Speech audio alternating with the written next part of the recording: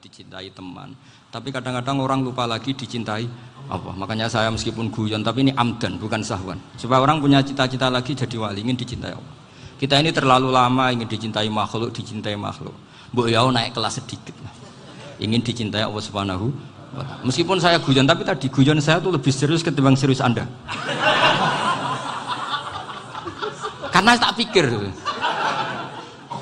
Saya tuh kalau pergi itu seneng ngebis, bukan karena saya tidak punya mobil, tapi saya sering mau butuh itu supaya nggak diganggu.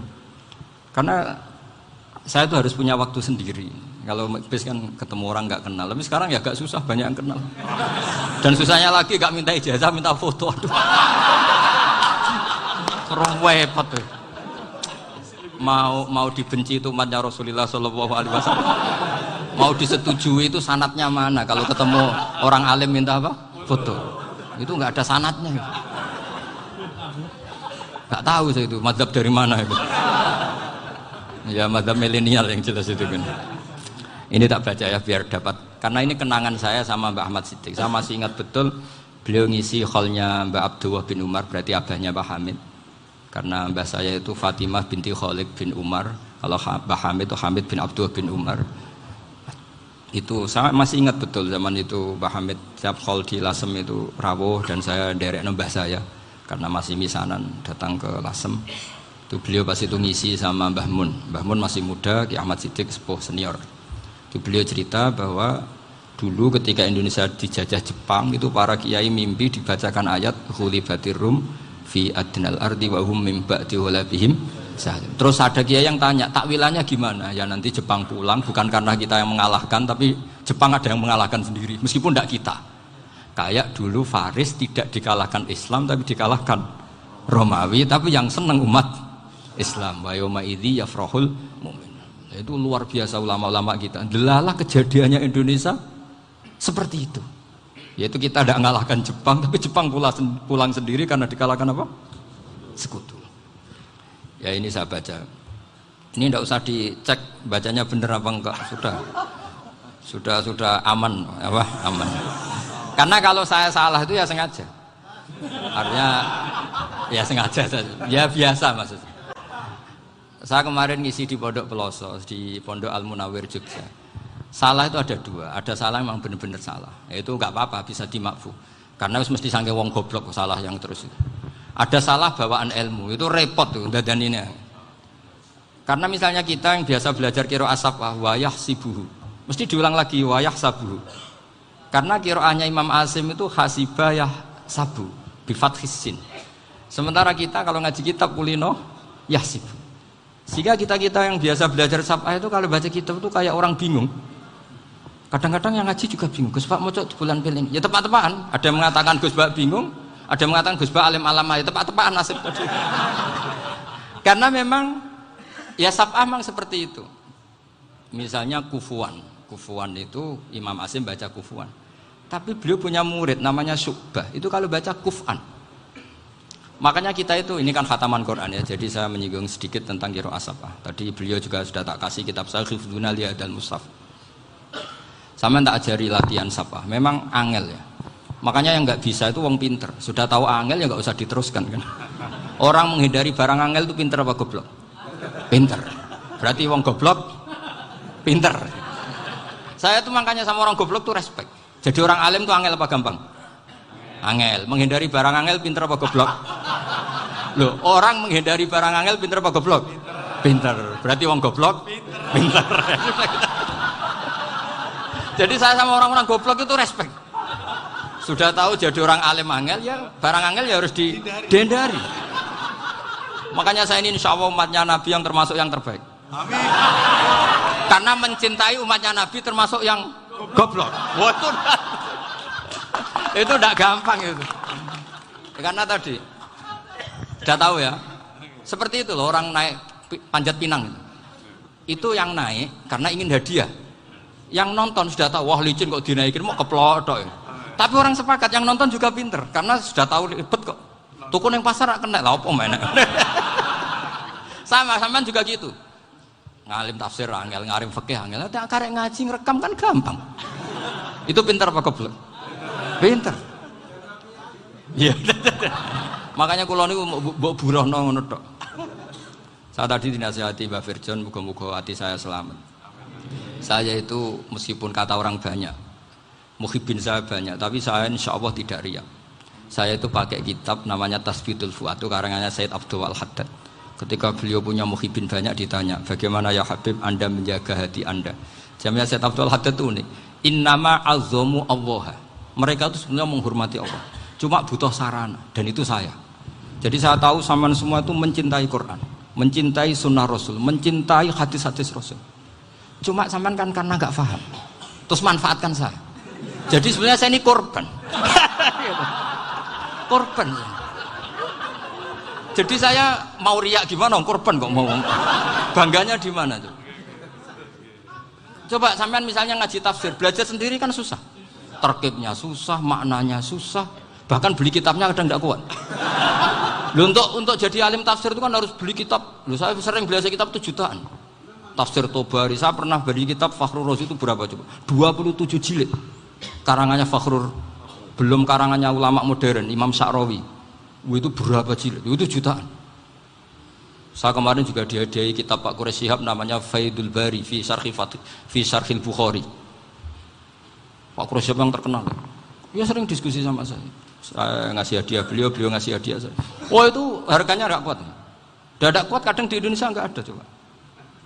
Dan sama orang hebat menghindari kesulitan itu. Nah, kesulitan itu sebab ngaji ikut, kalau nggak paham dirukok rekamannya sudah gitu. Pinter mana sampean sama saya? Pinter sampean kan? Bikin sosis susah, beli aja kok repot kan. Nah, makanya nggak boleh orang bilang, wah aku goblok reso tafsir, aku wong pinter. Makanya nanti kalau saya ketemu Nabi tidak termasuk orang yang mentahkir orang Islam. Kafa bil mari isman ayah kira akhahul muslim. Jadi cukup orang itu dosa kalau menyepelekan orang Islam, termasuk darani sampean goblok itu dosa. Caranya enggak darani goblok ya tadi di logika tadi. Alim itu angel. Ngendari angel itu pinter. Berarti wong bodoh. Pinter ya sudah gitu. Tapi tetap bodoh. Tapi ini satu cara untuk saya respect gitu. Coba orang yang ngaji tafsir saya banyak, mungkin ribuan. Itu sebetulnya mencintai Quran. Karena Quran adalah kitab suci yang panduannya umat Islam. Sangat mencintai Quran. Terus kemudian mereka nggak paham. Terus mencari orang yang memahamkan. Burohno lah cara Jawane ini. Terus keren saya itu di mana coba? Lah terus mereka kurang ajarnya gini, kalau paham itu ya alhamdulillah paham. Kowe nak ngaji Gus Bae ngono tok. Tapi nek ora paham, ora nyalano akale. Mari Gus Bae nerangno cepet, mulane aku gak paham. Ora kok nyalano teke sing lelet. Maksud kan masyaallah naudzubillah tenan. Sebetulnya tingkat kurang ajarnya tinggi Gus sebenarnya. Jadi kalau nggak paham itu kadang nggak nyalahno uteke. Kayak mau misalnya, mau mari mikir aja jelas. Padahal misalnya jelas orang mesti paham bodoh. Paham? Jadi kata Said Abdul Haddad, innama azzamu Allah. Sebenarnya mereka itu sangat menghormati Allah. Makanya kita nggak perlu mengatakan wasilah itu kafir, nggak akan. Karena orang tawasul sama Rasulullah itu ingin dapat ridhonya Allah lewat orang yang dicintai Allah. Kita mencintai wali sebenarnya, wah itu kekasih Allah. Kita mencintai itu karena mencintai Allah. Sama seperti gini, kamu mencintai kangkung apa enggak? Sebenarnya sama sekali enggak. Tapi kamu ingin sehat, ada asupan gizi. Kamu ingin tubuh kamu sehat, butuh asupan gizi. Kemudian kamu makan kangkung. Apa terus kamu cinta kangkung? Kan enggak. Cinta kesehatan kamu sama. Orang yang mencintai saya sebenarnya ingin kepuasan rohani. Saya kan termasuk kiai yang torekonya gampang. Ini swarga, kan akhirnya penggemarnya banyak. Coba kalau kamu ini neraka. Wah, jadi sebetulnya Anda mencintai kepuasan Anda sendiri. Nah, saya ini korban. Makanya untuk masuk surga cepat saya, korban itu cepat. Da'watul mazlum la turaddu kan gitu. Laisa bainahu wa bainallah hijab. Jadi saya kalau donga langsung seret langit. Karena mazlum. Saya sinau tafsir itu, Pak, sampean bayangkan ada tafsir itu sudah 27 jilid. Sengarang Fakhrur Razi itu bulatnya bukan main. Karena dia ahli filsafat. Bulatnya Masya Allah. Sudah gitu sinau Jalalain kadang dikomen oleh Sawi. Sudah kita percaya Jalalain boleh dibuli Sawi. Percaya Sawi dikandani, oh iku Maliki ra Sawi. Oh, ribet. Sudah gitu sinau Qurtubi, sinau tafsir Tabari itu susahnya. Belinya susah, belajarnya susah. Padahal saya punya keluarga, punya istri, punya anak. Bayangkan kalau istri saya rewel kayak istri sampean. Wah itu. Tapi alhamdulillah enggak. Sama sekali enggak. Allah sudah milihkan, wah ini bahaya kalau punya istri rewel. Imam Sibawai itu kitabnya banyak, tapi yang terbukukan hanya kitab Sibawai. Karena beliau kalau sudah belajar lupa istri. Hanya pas beliau di pasar, kitabnya dibakar semua sama istrinya. Karena dianggap saingannya. Ternyata yang dicerai tidak kitabnya, malah istrinya. Itu Imam siapa? Sibawai. Tapi alhamdulillah kitab saya nggak terbakar, aman. Saya teruskan ya. Jadi untuk menjaga riya dilatih innama azzamu Allah. Sebenarnya mereka itu menghormati Allah. Sehingga wasail-wasail itu sebenarnya nggak pernah jadi subjek pelaku utama, enggak. Tetap Allah. Sebab itu kata Sayyid Muhammad, kamu kok mengatakan wasilah itu kafir itu gimana? Ketika innallaha qad ba'atsa lakum taluta malika. Talut itu ya manusia. PD-nya itu apa? Inna ayata mulkihi ayyatiyakumut tabut fihi sakinatum mir rabbikum wa baqiyatum mimma taraka alu Musa wa alu Haruna tahmiluhul malaika. Jadi beliau PD itu kalau bawa sunduk semacam peti sakti, sing di situ ada baqiyatum mimma taraka alu Musa wa alu Haruna tahmiluhul malaika. Ya kayak semacam jimat. Tapi saya bukan mensyariatkan jimat enggak, karena nanti banyak penjual yang pembohong juga gitu loh. Cuma cerita, kamu tidak usah mengatakan kafir. Dulu Tolut PD-nya kalau bawa sunduk semacam peti kesaktian yang di situ ada baqiyatum mimma taraka alu Musa wa alu Haruna tahmiluhul malaika. Sehingga Khalid bin Walid meskipun beliau sahabat dan menyaksikan wajah Rasulullah sallallahu alaihi wasallam, itu bawa sya'aratun min sya'aratihi Rasulullah sallallahu alaihi wasallam, bawa rambutnya Nabi. Perang kemana-mana itu diletakkan di pecinya. Nanti sama tanya lagi, masa pakai peci Khalid bin Walid ini? Wah panjang, sampai itu repot. Sampai tak warai ngaji usul fikih. Usul fikih itu kalau ngaji itu ada istilah tangkihul manat. Ini mesti ini wilayah yang kita bisa berdebat sama Mbah Firjon. Dulu itu musuh saya karena saya makili Anwar, beliau makili Peloso. Tapi tahu-tahu kalah tua terus saya mengundurkan diri. Di fikih itu ada istilah, ada tangkihul manat, ada tahqiqul manat, ada tangkihul manat. Tangkih itu kira-kira gini, lafadz hadis itu dibuang sekian untuk tahu bahwa itu madarul hukmi. Misalnya gini, tak beri contoh paling gampang. Sama harus paham, kalau nggak paham nggak pinter-pinter. Ja'a a'rabiyun ila Rasulillah sallallahu alaihi wasallam. Ya karena ini menghormati Mbah Ahmad Siddiq, saya orang alim, jadi ngaji ini tetap ada suasana alim. Ya harus ada suasana alim. Nggak perlu jadi orang alim tadi, susah. Sudah ngindari susah itu pintar. Sudah itu aja. Jadi orang alim susah, ngindari barang susah pintar. Berarti orang tidak alim pintar. Nah, meskipun tetap sudah kita itu pegangi sampai mati nanti. Loh, jadi orang alim itu repot. Itu kata Imam Ghazali, kalau orang alim kalau mau masuk surga itu sama Allah nggak boleh. Kif, kamu nggak boleh langsung masuk surga. Coba cari umat kamu, syafaati dulu. Nah, saya takut nyari sampean nggak bisa kembali. Saya tidak punya rencana itu. Pokoknya mau masuk. Boleh sampean kuaduan, aduan balik raroh dewi, wah repot nanti saya. Berat jadi orang alim itu berat. Ya saya teruskan ya. Ada tangkihul manat. Ja'a a'rabiyun ila Rasulillah sallallahu alaihi wasallam. Faqala ahlaktu wa ma ahlakaka qal waqatu imraati fi nahari Ramadan. Ya sidang kita, saya ini rusak ya Rasulullah. Kenapa? Karena saya menjima istri saya fi nahari Ramadan. Terus kata Nabi, kamu harus bayar kafarah. Napa Nabi kafarah? Puasa 2 bulan. Wong baru 1 hari aja terjadi gitu kok disuruh puasa 2 bulan. Ya tidak kuat ya Rasulullah. Baru berapa hari saya puasa aja kecelakaan seperti itu. Apalagi kalau sampai 2 bulan. Tidak ya Rasulullah. Ya sudah kalau gitu kamu apa? Pertama ngasih makan apa? Itku rokobah kan, pertama merdekakan budak. Tapi kan sekarang nggak ada budak makanya. Terus sekarang langsung puasa. Wah ini nggak bisa semua. Ya sudah ngasih makan orang 60. Kasihkan siapa ya Rasul? Ya orang fakir. Saya ini paling fakir. Di kampung saya ini orang paling fakir. Jadi mulai dulu orang fakir itu hubungan suami istri itu paling lancar. Mulai dulu. Makanya orang fakir itu anaknya banyak. Karena hiburannya hanya itu. Wong Ramadan aja. Coba mau ke ATM nggak punya uang, mau antri di bank nggak punya, mau apa coba? Itu mulai dulu. Ini sanatnya mutasil. Wah, akhirnya sudah sanksinya kan tadi ya idku raqabah atau puasa 2 bulan berturut-turut atau ngasih makan 60 orang miskin. Lalu kata ahli usul fikih, kata A'rabi dibuang, nggak menjadi catatan hukum. Orang kota pun kalau melakukan itu juga kena sanksi yang sama. Imro'atau juga dibuang. Andai kan itu dilakukan untuk amatnya juga ketentuannya sama. Nah sekarang perdebatan antara Imam Syafi'i dan Imam Malik begini. Sekarang pertanyaan gini, jima istri itu hukumnya boleh apa haram? Boleh kan? Lalu kalau ada orang tanpa udzur kemudian makan siang-siang, cara Imam Malik hukumnya sama, harus kena sanksi yang sama. Karena sama-sama hadku hurmati Ramadan bi ghairi udzrin syar'iyyin. Sama-sama merusak hukum Ramadan tanpa udzur syar'i. Lo jima itu tidak zina. Kan hukumnya jaiz. Nah, sekarang makan hukumnya jaiz, harusnya juga kena ketentuan yang sama. Cara pikirannya Imam Malik. Nah, alhamdulillah Imam Syafi'i gak setuju. Wah, cara setuju repot. Bahkan orang-orang Syafi'i sudah punya khilah, kalau gitu minum dulu.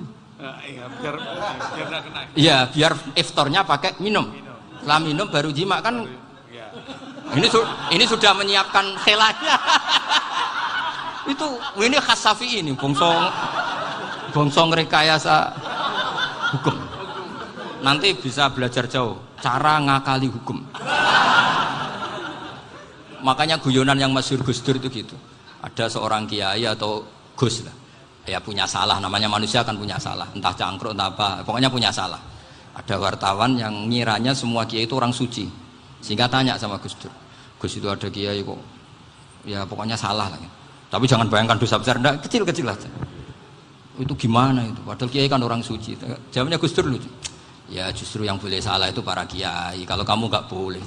Loh, kok bisa Gus? Karena mereka tahu caranya tobat. Repot. Kalau kamu nggak tahu caranya, sama pelanggaran hukum itu ya harus pakar-pakar hukum. Ya. Itu yang tahu caranya rekayasa. Kalau kamu ya kena pasal kan ya. Jadi kamu jangan niru saya. Saya ini punya sekian cara untuk nah, itu namanya khilah. Makanya kata Sayyid Muhammad, kamu tidak usah anti khilah. Karena Abu Hanifah itu membolehkan khilah, kitabul khiyal. Yang penting kamu soleh dulu. Setelah soleh nanti Allah maklumi. Soleh dulu, syaratnya soleh dulu. Kalau tidak soleh jangan. Contohnya gini, ada orang mau puasa lemes sekali, mau makan. Gampang. Kalau langsung makan kan kayak hadku hormati Ramadan biwiri udrin syar'iyyin. Aku langsung mau jembera sowan Mbah Firjon. Sudah status saya apa? Musafir. Ya, sudah berangkat aja sampai Tuban makan. Nanti kalau nggak jadi ya nggak apa-apa sudah. Kan mulai pergi sudah musafir. Saya tidak tahu nanti malaikat tertarik gebuki nggak tahu. Tapi itu ada khilahnya. Asal soleh lah. Karena kata Sayyid Muhammad dan semua kitab mengatakan itu. Kalau sama nggak tahu ya kebablasan. Nabi Ayub, nabi yang terkenal Gudiken itu siapa? Ayub ya. Nah, itu yang Israiliyatnya kan seru lah. Gudiken dikukur bek kreweng itu terlalu lah kalau itu. Untuk kreweng konti, ning Arab ora kreweng itu sudah masalah itu. Singkat cerita, Nabi Ayub ketika diasingkan kaumnya itu kan nggak punya sumber makanan. Lah orang lelaki itu mulai dulu egois. Istrinya Nabi Ayub itu cantik sekali, udah cantik, rambutnya bagus. Makanya kamu nggak usah tanya kenapa istrinya Kiai banyak yang cantik. Ya, warasatul anbiya, nggak boleh gitu. Kalau nggak cantik ya warasatul anbiya dari segi balak. Istrinya Nabi itu semuanya cantik. Nggak usah tanya sebabnya apa, pokoknya gitu, semuanya cantik. Singkat cerita, beberapa kali istrinya Nabi Ayub itu kerja demi bisa nafkahi Nabi siapa? Suatu saat itu tidak ada pekerjaan yang cukup untuk beli roti. Satu-satunya peluang dapat rezeki itu putrinya raja itu rambutnya berondoli. Terus ada sayembara siapa yang rambutnya bagus mau dibeli. Sampai rambutnya istrinya Nabi Ayub itu dijual. Nabi Ayub tersinggung karena itu mengurangi kecantikan. Jadi lelaki mulai dulu gitu. Udah nggak urun kalau istrinya nggak cantik itu komplain. Itu khasnya lelaki. Jadi kalau kamu gitu ada sanadnya juga, tenang saja ya. Komplain ya pegawaian itu. Saking mangkelnya Nabi Ayub terus ngendikan la adriban naki mi'ata sautin. Kamu akan saya pukuli dengan mi'ata sautin atau dengan 100 cambukan. Atau mi'ata dikhtin atau mi'ata apalah sesuai konteks zaman itu. Engko namuni pecut tuku konti kok ribet lagi. Singkat cerita Akhirnya ketahuan bahwa istrinya menjual itu demi Nabi Ayub.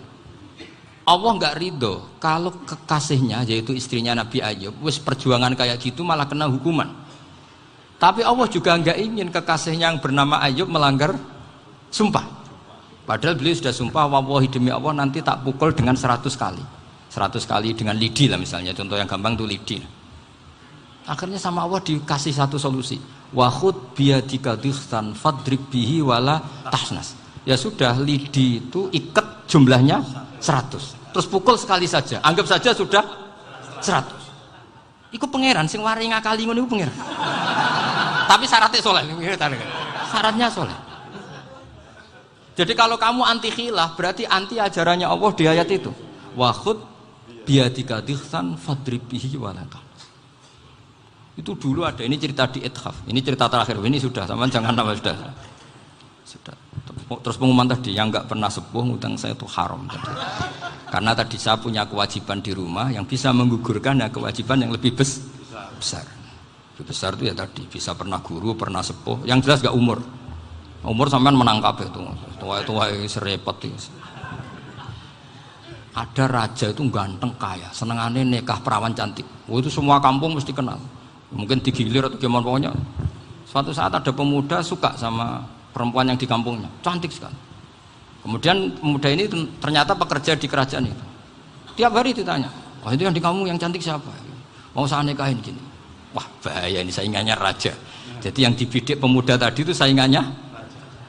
Si raja ini orang yang namanya raja kan gengsinya tinggi. Kaifatang kihuha wa qad itu qad qabbalaha rajulun. Kok mbok nikah piye? Saya tuh pernah melihat dicium lelaki. Wah gak mau. Gak gelem kadung ditambung lan waqat qabbalaha rajulun. Saya pernah melihat sendiri qabbalaha rajulun, dicium oleh lelaki. Wah sudah gak minat raja langsung gak keren. Suatu saat pemuda tadi nikahi perempuan itu. Rajanya marah-marah, kamu lelaki gak punya harga diri gini. Gak punya selera, gak punya harga diri, sudah pernah dicium orang kok tetap dinikah. Terus bilang ke raja, ta'rif manir rajul, lelaki itu siapa? Abuha. Kamu tahu lelaki itu siapa? Sopo? Abu Hai, bapaknya. Saya kan hanya bilang rojulun. Pernah dicium lelaki. Lah pikirannya raja itu lelaki kue-kue ngene iki. Tapi butuh canom mau rojo ben gak sido itu aja tuh. Baru kayak digulirkan gitu waqat qabbalah rajulun. Wah enggak mau. Setelah itu suatu saat pegawainya tadi nikahi perempuan. Kamu gak punya harga diri gini. Kamu tahu mandir rojul apa Abu Hai? Wah nak ngono aku gak apa-apa. Lah monggo sakniki wis bojo kula. Ora trimo wis diambung wis macam-macam. Lah itu namanya khilah. Apa? Khilah. Kalau di Balawa disebut tauriyah atau apalah. Tapi saya tidak ngajari sampean seperti itu. Sudah pinter sebelum saya ajarin. Bangsa ngakali kan sudah pinter.